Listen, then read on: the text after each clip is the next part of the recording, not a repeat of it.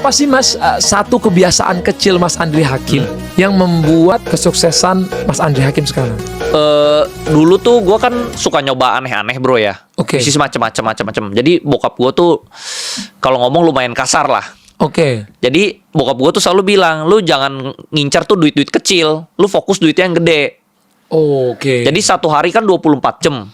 Lu bisnis kecil capeknya 24 jam. Lu bisnis gede juga capeknya 24 jam. Nah jadi lu fokusin tenaga lu ke yang bisnis gede. Oh, jangan bisnis kecil. Dan bisnis kecil-kecil, lu buang waktu nggak dapat apa-apa.